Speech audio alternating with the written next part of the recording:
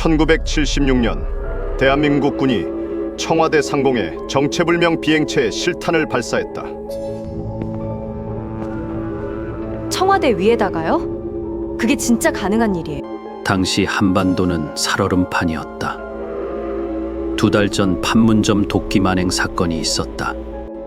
한 달 전엔 소련 조종사가 전투기를 몰고 일본으로 망명했고 사흘 뒤엔 마오쩌둥이 사망했다. 그런 와중에 서울 비행금지구역 안으로 정체불명의 물체가 포착됐다. 국방부는 즉시 대응에 나섰다. 경고도 없이 실탄이 발사됐다. 한 발이 아니었다.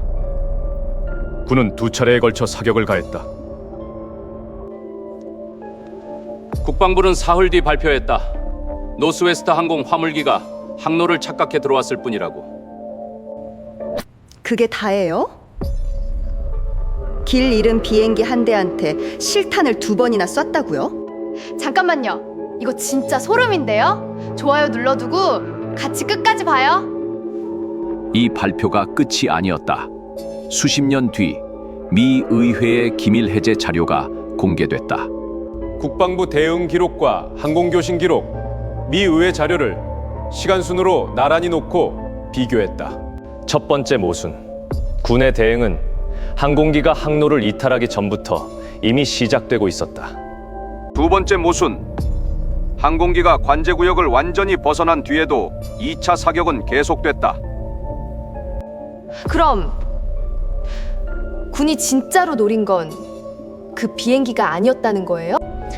기록상으로는 그렇다. 군이 대응한 물체와 노스웨스트 항공기는 서로 다른 기체였을 가능성이 있다. 실탄 발사와 항로 착오 발표, 이것만이 확정된 사실이다. 나머지는 아직도 흐릿한 채로 남아있다. 사건은 단순 항로 착오로 종결됐고 재조사는 이루어지지 않았다. 그러니까 군대가 헛것한테 총 쏜 걸 수도 있다는 거예요? 헛것인지 진짜 다른 무언가였는지 그건 아직도 기록의 빈틈으로 남아있다. 이런 식으로 기록과 기록이 안 맞는 사건 우리 채널에 더 있어요.